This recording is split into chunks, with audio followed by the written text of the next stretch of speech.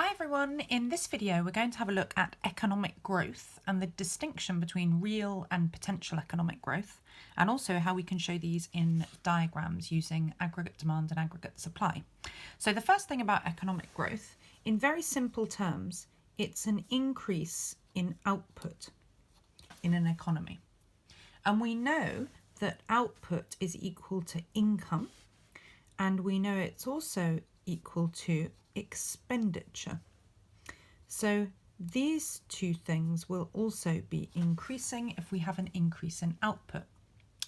And we know that the total output of goods and services in a given period of time is gross domestic product. So another way that we could put it is that gross domestic product is increasing. So it's an increase in output, an increase in gross domestic product. Now, there's a distinction between real economic growth and potential economic growth. Sometimes real economic growth is called actual economic growth. And this means that you do have an increase in real GDP. So your real GDP is going up. Your economy is making more goods and services. The way that you show this on an ADAS diagram is you need to have an increase in real output. So at the moment, our real output is at Y. If anything happens to increase our real output, then we have real economic growth.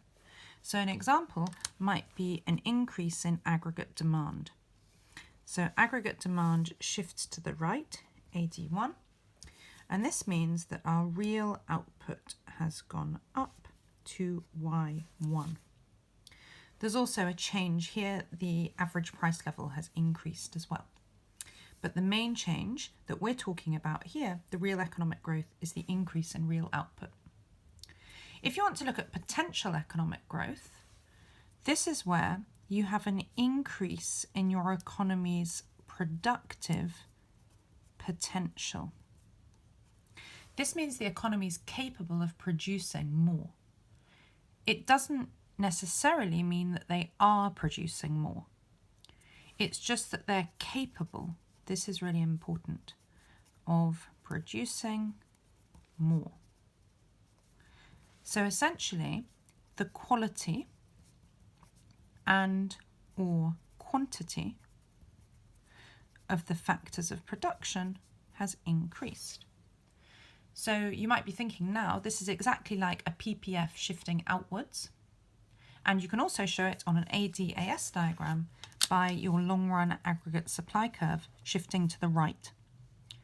So there's an increase in long run aggregate supply, an increase in how much your economy is capable of producing. So this shift from LRAS to LRAS 1, this, you don't need to draw the arrow in the diagram in the exam, but just to show you, this shift is the potential economic growth.